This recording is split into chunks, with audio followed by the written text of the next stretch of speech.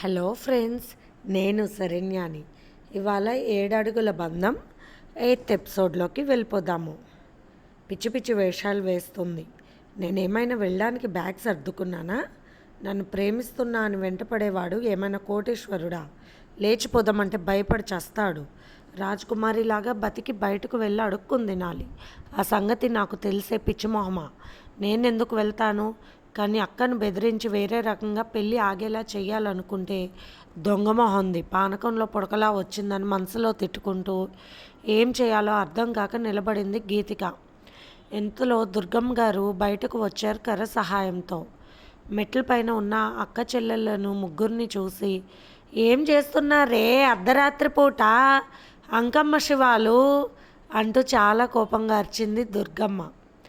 నానమ్మ, ఉదయం చూసిన అబ్బాయి నచ్చాడు, అతనితో లేచిపోదామని రెడీ అయ్యా, బ్యాగ్ కూడా సర్దుకున్నా అంటూ అరిచింది శ్రావణి. ఓస్ దీన్ని దుంపదగా, నాకున్న ధైర్యం దీనికి అనుకుని మనసులో భయపడింది గీతిక. నడవలేక సాయంతో ఉన్న ఈ కర్ర విరిగిపోతుంది నడ్డి మీద. పిచ్చి పిచ్చిగా ఉందంటే దుర్గమ్మ అంటే మాటలు అనుకున్నారా? మగవాడిని సైతం మిరగదీసిన చేతులివి.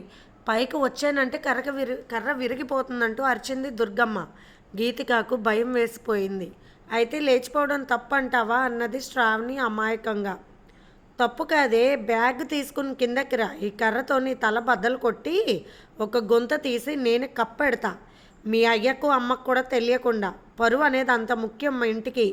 తమాషాకి అన్నా కూడా మక్కెలు విరగతీసేస్తాను. ఎవరు దిగుతారో దిగండి కిందకి అన్నది కోపంగా దుర్గమ్మ.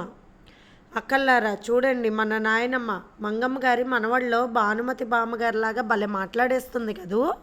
మనకన్నా మంచి నాటకం ఆడుతుందంటూ నవ్వింది శ్రావణి. పిచ్చి పిచ్చి నాటకాలు వేయకండి. దుర్గమ్మ అంటే ఏంటో తెలుసా?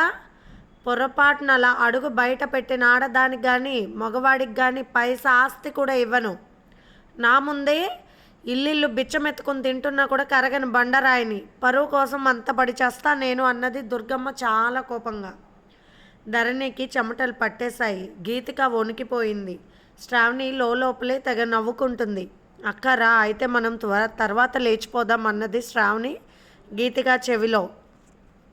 ఏమిటే గుసగుసలు? వద్దు వద్దు అనే కొద్దీ మనవడి కోసం నేనే నువ్వు పుట్టేలా చేశాను. పిచ్చి మాటలు మాట్లాడేవంటేనా అన్నారు శ్రావణి వైపు కోపంగా చూస్తూ దుర్గమ్మ. ఒట్టిదే నానమ్మా, ఏమీ లేదు. నా పుట్టుక రహస్యం కూడా చెప్పేశారు కదా, ఇప్పుడు అసలు రహస్యం చెబుతాను విను. ఇదంతా నాటకమే దుర్గమ్మ అన్నది శ్రావణి నవ్వుతూ. పెళ్ళై వెళ్ళిపోతా అని నా మీద ప్రేమతో బెంగ పెట్టుకుని నా చేతులు పట్టుకుని బాధపడుతున్నారు చెల్లెళ్ళు, అంతే అన్నది ధరణి. శ్రావణికి కళ్ళల్లో నీళ్ళు వచ్చాయి. గరాలాన్ని కూడా గొంతులో దాచుకుంటావక్క. నీకు ఇచ్చిన నిశ్చితార్థం చీర మీద మరకపడ్డప్పుడే నాకు గీతికక్క మీద డౌట్ వచ్చింది. నీ డైరీలో గీతికక్క చేసిన పనికి నువ్వు బాధపడుతూ రాసుకున్న 4 మాటలు నా గుండెని కదిలించాయక్క. భూమాత లాంటి నా పెద్దక్కకు బాధ కలిగించేవారు ఎవరైనా సరే నేను ఊరుకోను. అందుకే నేను ఎలర్ట్గా ఉండడం వల్లే ఈరోజు ఈ సంగతి తెలిసింది అని మనసులో అనుకుంటూ ఉంది శ్రావణి. పదక్క, ఇంకెందుకు, ఇప్పుడు కుదరదు. మనం పరువు పోగొట్టుకోవడానికి ఇది సమయం కాదు, మరొక సమయంలో చూద్దాంలే అన్నది శ్రావణి. గీతికకు ఒళ్ళు మండిపోయింది. అమ్మో, నానమ్మ తమాషాకు బయటకు వెళ్ళిన రూపాయి కూడా ఇవ్వదు. ఈ ఇంట్లో ఆవిడ పెత్తనాన్ని మించింది లేదు. ఇప్పటికే అమ్మ ఉనుకుతానే ఉంటుంది నానమ్మ అంటే అని తిట్టుకుంటూ లోపలికి వెళ్ళిపోయింది గీతిక. శ్రావణి ధరణిని కౌగిలించుకుని ప్రశాంతంగా పడుకో అక్క, బావగారిని ఊహించుకుంటూ మంచి మంచి కళలు అంటూ నవ్వింది. ధరణి కూడా లోపలికి వెళ్ళిపోయింది. మొత్తానికి భలే యాక్టింగ్ చేసావే నానమ్మ, భానుమతి బామ్మగారిని మించిపోయావంటూ కిందకొచ్చింది శ్రావణి. నువ్వు ఫోన్ చేయగానే అన్ని మాటలు విన్నాను అని దానికి ఏమొచ్చింది అన్నారు దుర్గమ్మ గారు. గీతిక గొడవలు వినగానే శ్రావణి ఫోన్ చేసి ఆపకుండా ధరణితో గీతిక మాట్లాడిన మాటలన్నీ దుర్గమ్మ గారు వినేలా చేసింది. ఆ తర్వాత దుర్గమ్మ గారు బయటకు వచ్చారు. ఎంత తెలివే నీకు నా బంగారు తల్లి, నీలాంటి బిడ్డ ప్రతి ఇంట్లో ఉంటే ఆ ఇంట్లో ఇబ్బందులు రావు తల్లి అని మనవరాలని దగ్గరకు తీసుకుని ముద్దు పెట్టుకున్నారు దుర్గమ్మ గారు. ధరణి రాకేష్ని చూసి గీతికాని మందలించినప్పుడు గీతిక ముఖాన్ని కనిపెట్టింది శ్రావణి. ఏదో చేస్తుంది తిప్పలని ముందే ఊహించబెట్టి గండము గట్టెక్కింది. సరే బుజ్జి పడుకోవే అన్నది దుర్గమ్మ. నేను వెళ్ళిపోయేది నిజమే. బ్యాగ్ సర్దుకున్నాను. ఇక్కడ ఇంటి పరువు పోతుందనుకుంటే నాతో వచ్చేయి. మనిద్దరం వెళ్ళి కృష్ణగారి పరువు నిలబెడదామంటూ కొంటెగా నవ్వింది శ్రావణి. పక్కపక్క నవ్వుతూ ఉంది దుర్గమ్మ. చీర మీద మరకెందుకు పడిందో ఇప్పుడు అర్థమైంది దుర్గమ్మకు. శ్రావణి లోపలికి వెళ్ళి తలుపులు వేసుకున్నాక మంచం తెచ్చి మెట్లకు అడ్డంగా వేసుకున్నారు దుర్గమ్మ గారు. ఎంతైనా పెద్ద వయసు, నిద్ర ఉండదు. పెళ్లి జరిగే వరకు తను చాలా జాగ్రత్తగా ఉండాలని నిర్ణయించుకుంది. లోపలికి వెళ్ళిన గీతిక మనసు రగిలిపోతుంది. నానం కూడా సరిపోయింది. అయినా ఈ శ్రావణికి ఏమొచ్చింది? అది కూడా బ్యాగ్ సర్దుకుని వెళ్ళిపోయేలాగా ఉంది. ఏదో ఒకటి, అది వెళ్ళినా బాగుండు, పరువు పోతుంది, ముందు పెళ్ళి ఆగిపోతుందని అనుకుని చిన్నగా శ్రావణి గది దగ్గర కిటికీలోకి చూసింది. గీతిక పట్టెల శబ్దానికి శ్రావణి బీరువా ఓపెన్ చేసింది. నగలన్నీ బ్యాగ్లో పెట్టుకుంటుంది. అమ్మయ్య, ఇది పోతే బాగుండు అనుకుని నవ్వుకుంటూ లోపలికి వెళ్ళింది గీతిక. ఆ బ్యాగ్లో నగలన్నీ తీసి లోపల పెట్టి నవ్వుకుంది శ్రావణి. చిన్నక్కకు జ్ఞానాన్ని ప్రసాదించు తండ్రి కృష్ణయ్య.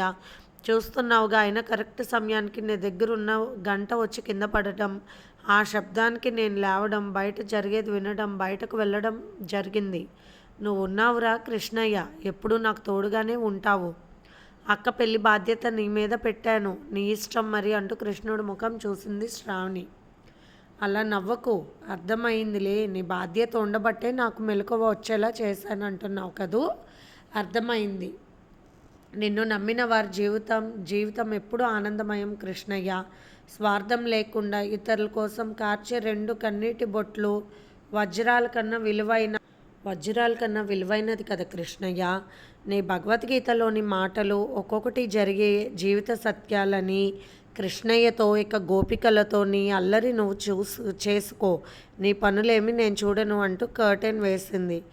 రారా కృష్ణయ్య, రారా కృష్ణయ్య, దీనులను కాపాడ రారా కృష్ణయ్య అని పాట పాడుకుంటున్న శ్రావణి అయ్యో కృష్ణయ్యకు డిస్టర్బెన్స్ అనుకుని నోరు మూసుకుని కళ్ళు మూసుకుని పడుకుంది. ఉదయాన్నే పెళ్లి కూతురుని చేయడం హడావుడిగా పనులు మొదలయ్యాయి. దేవిక గారు బచ్చలి పండు రంగు పట్టు చీర కట్టి కనకదుర్గమ్మ అమ్మవారి పూజ చేసుకుని మౌనవ్రతంలోని పనులన్నీ చకచకా చేసేస్తున్నారు.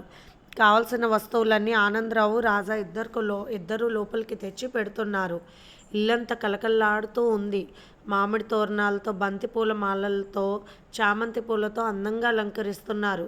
ఆనందరావు గారు ధరణి వైపు, గీతిక, శ్రావణిల వైపు చూసి, ఏంటి బంగారు తల్లులు, ముగ్గురి కళ్ళు ఎర్రగా ఉన్నాయి అన్నారు.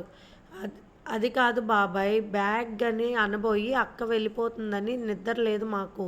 గీతిక అక్క ఒకటే ఏడుస్తుంది అక్క వెళ్ళిపోతుందని. నేను సముదాయిస్తూ మెలకుగా ఉండేసరికి మా ఇద్దరి కళ్ళు ఎర్రగా ఉన్నాయి. ఇక ధరణి అక్కకు పుట్టిల్లు వదిలి వెళ్ళాలని బెంగ ఉంటుంది కదా అంటూ నవ్వింది శ్రావణి. ఈ ఇంట్లో నువ్వు ఒక్కదానివి చాలే, అందరి బదులు చెప్పేస్తావు, కృష్ణ భక్తురాలు కదూ అంటూ శ్రావణి తల్ల మీద ప్రేమతో నిమురుతూ నవ్వారు ఆనందరావు గారు. అందరూ హుషారుగా ఉండాలి, ఇలా ఉండకూడదు. పెళ్ళిళ్ళంటే 3 అమ్మాయిలు ఉన్నందుకు కలకల్లాడిపోవాలంటూ నవ్వారు ఆనంద్ గారు. దుర్గమ్మ గారి కళ్ళు కూడా ఎర్రగా ఉన్నాయి. నానమ్మ కళ్ళు కూడా ఎర్రగా ఉన్నాయి అని అడగలేకపోతున్నావు కదా బాబాయి. పాపం నానమ్మ ఒకరి తర్వాత ఒకరు సర్దుకుని వెళ్ళిపోతే ఎలా అని భయపడి మెట్లకు అడ్డంగా మంచం వేసుకుని పడుకున్నారు. కర్ర తీసుకుని అంటూ నవ్వుతున్న శ్రావణి మాటలు ఎవరికీ అర్థం కాలేదు.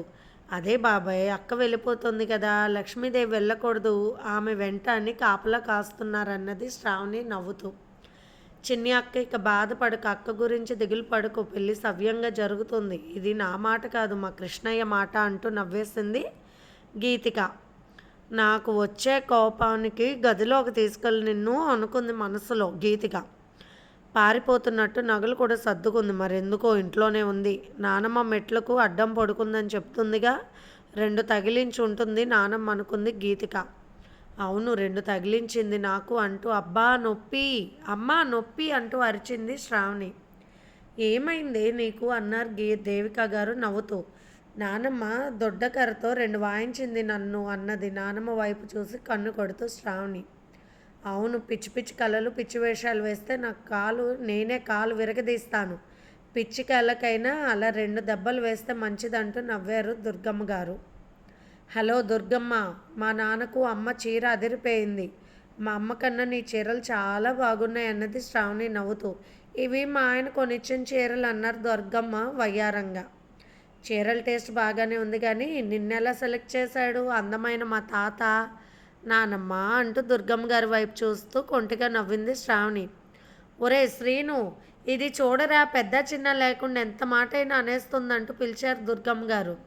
శ్రీనివాసరావు గారు ఆనందరావు గారు ఇద్దరు వచ్చారు హాల్లోకి. శ్రావణి వాళ్ళ నానమ్మ దగ్గర నుంచుని నువ్వు నువ్వు నువ్వు నా భుజాల కాడికి వచ్చావు, నువ్వే చిన్నదానివి అందుకే అంటున్నా అన్నది శ్రావణి. ఆ మాటకు అందరూ నవ్వేశారు. పూజ పూర్తి చేసుకుంది ధరణి. గీతిక, నువ్వు కూడా చక్కగా రెడీ అవ్వన్నారు శ్రీనివాసరావు గారు. అక్క చూసుకుని కట్టుకో డ్రెస్సులు, వేటి మీదైనా మరకలు పడితే ప్రమాదం అన్నది శ్రావణి. నిజమే, జాగ్రత్తగా ఉండండి అన్నారు శ్రీనివాసరావు గారు కోపంగా. ఆ మాట ఎత్తితేనే తండ్రి ముఖంలో కోపాన్ని చూసి భయపడింది గీతిక. చిన్ని అక్కను చూసి పక్కపక్క నవ్వింది శ్రావణి. రాజశేఖర్ నిలయం పెళ్లికలతో కలకల్లాడిపోతుంది. రాత్రి జరిగిన సంఘటనతో దుర్గమ్మ గారు చాలా అలర్ట్ అయిపోయారు. ప్రతి ఒక్కరిని గమనించడం, ప్రతి విషయాన్ని పట్టించుకోవడం. మునుపటి దుర్గమ్మ గారిలా బయట కూర్చుంటూ మంచి జడ్డ చూసుకుంటున్నారు. ఆ విషయానికి దేవిక గారికి శ్రీనివాస్ గారికి చాలా సంతోషం కలిగింది. నిజమే, మరి ఎంతో అనుభవం కలిగిన పెద్దవారు అలా పట్టించుకుంటే బాధ్యతగా ఇబ్బందులు ఉండవు ఏ ఇంటికైనా. మరి కృష్ణయ్య, ఈరోజు కిందకి వెళ్దాం మనం, ఎందుకంటే ఈరోజు మెహందీ ఫంక్షన్, ఆడపిల్లలందరూ వస్తున్నారు. అక్క వాళ్ళ ఫ్రెండ్స్, చిన్నక్క ఫ్రెండ్స్, నా ఫ్రెండ్స్, అబ్బో చాలా కోలాహలం. అంతేకాదు డ్యాన్సులు సూపర్, పాటలు, విందులు, వినోదాలు అన్నీ నువ్వు చూడాలి, సంతోషించాలి, నీకు బృందావనం గుర్తు రావాలి అంటూ కృష్ణయ్య విగ్రహాన్ని కింద హాల్లో మధ్యలో పెట్టి కృష్ణయ్యకు పట్టుబట్టలు కట్టి పగడాల నగలతో అలంకరించింది శ్రావణి. అబ్బో కృష్ణయ్య, నవ్వుకుంటున్నావు కదూ, అర్థమైపోయిందిగా నీకంటూ, నేను రెడీ అవ్వాలి, సరే వెంటనే వస్తాను అంటూ పైకి వెళ్ళింది శ్రావణి. అందంగా ముస్తాబయ్యారు గీతిక, శ్రావణి. ధరణి దగ్గరకు వెళ్ళి చెరువు పక్క నిలబడి అందంగా దిగుతున్నారు మెట్లు. ధరణి విలువైన వస్త్రాలలో, నగలలో అందంగా మెరిసిపోయింది. దుర్గమ్మ గారు మనవరాలను చూసుకుని తెగ మురిసిపోయారు. వీడియో తీస్తున్నారు. చిన్ని అక్క నవ్వవే అంటూ నవ్వేసింది శ్రావణి. బిలబిలమంటూ ముగ్గురు అక్క చెల్లులు ముఖ్యమైన స్నేహితులు వచ్చేశారు. కెమెరామ్యాన్కి శ్రావణి చెప్పింది ముందే, చెప్పినట్టు తీయండి అని. శ్రావణి చెబుతుంది, ఆ ప్రకారంగా ధరణి కూడా చేస్తుంది. దోసిళ్లతో పువ్వులు పట్టుకుని ధరణి శ్రీకృష్ణుడు చుట్టూ తిరిగింది. తర్వాత ఆ పువ్వులు కృష్ణ పరమాత్ముడి మీద వేసింది, భక్తితో నమస్కరించుకుంది. ఆ తర్వాత అక్క చెల్లెలు ముగ్గురు చక్కగా దోసిలతో పువ్వులు తీసుకుని కృష్ణుడి చుట్టూ తిరుగుతూ, ఆ వెనుక వారి ముగ్గురు స్నేహితురాలు కూడా అందంగా దోసలతో పువ్వులు పట్టుకుని తిరుగుతున్నారు. కృష్ణుడి పాటలు పెట్టించింది శ్రావణి. ఇక ఆ పాటను వింటూ మైమర్చిపోతూ కాసేపు తిరిగి అలా అందంగా వీడియోలు తీయించారు. దుర్గమ్మ గారు ముచ్చట పడిపోతూ చప్పట్లు కొడుతూ ఆనందిస్తున్నారు. ఇంతలో గీతికను అక్క డ్రెస్సులు తీసుకుని బ్యూటీ క్లినిక్ అమ్మాయికి కూడా వివరాలు చెప్పిరా అమ్మ అని చెప్పారు దేవిక గారు. ధరణి బట్టలు శ్రావణి ఎప్పుడో తెచ్చేసింది. బ్యూటీ క్లినిక్ అమ్మాయి దగ్గరకు వెళ్ళిరా అమ్మ, అరే రాజా అంటూ మనవడిని పిలిచి అక్కకు తోడుగా వెళ్ళు అంటూ కంకినట్టు చెప్పిన మాట దుర్గమ్మ గారు. ఆ మాట తీరు గీతిక గుండెల్లో దడదడలాడింది. వెంటనే వచ్చేయండి, మళ్ళీ గోరింటాకు పెట్టించుకోవాలని చెప్పింది శ్రావణి నవ్వుతూ. అబ్బా ఒంటి నొప్పులు బాగా లేదు, ఇంజెక్షన్ చేయించుకోవాలి, కాంపౌండర్ని పంపమని చెప్పా, ఇంకా రాలేదా అన్నారు దుర్గమ్మ గారు కాలు నొక్కుంటూ. ఇంతలో మెహందీ పెట్టడానికి అమ్మాయిలు వచ్చారు. ధరణికి పెట్టడం ప్రారంభించారు. అలాగే కొంతమంది ధరణి స్నేహితులు కూడా పెట్టించుకుంటున్నారు. ముందుగా పెద్ద పేరెంటాలకు పెట్టాలని దేవిక గారికి ఒక చేతికి పెట్టిన తర్వాతే మొదలుపెట్టారు. ఇక శ్రావణి తన స్నేహితులతో కృష్ణుడు చుట్టూ తిరుగుతూ డాన్సులు చేస్తున్నారు అందంగా పాటలు పెట్టుకుని. ఎంతగా ఎదురు చూసిన కృష్ణ దయలేద నీకు, చెంత చేరుటకు మొహమాటమే లేరా, చింత తీర్చగరావేర కృష్ణ నా కృష్ణ కృష్ణ కృష్ణ అంటూ తన్మయత్వంగా డ్యాన్స్ చేస్తూ ఉంది శ్రావణి. ఆమె చుట్టూ శ్రావణి స్నేహితులు కూడా డ్యాన్సులు వేస్తున్నారు. ఫ్రెండ్స్, ఇవాల్టి ఎపిసోడ్. రేపు ఇంకొక ఎపిసోడ్తో కలుద్దాము. బాయ్.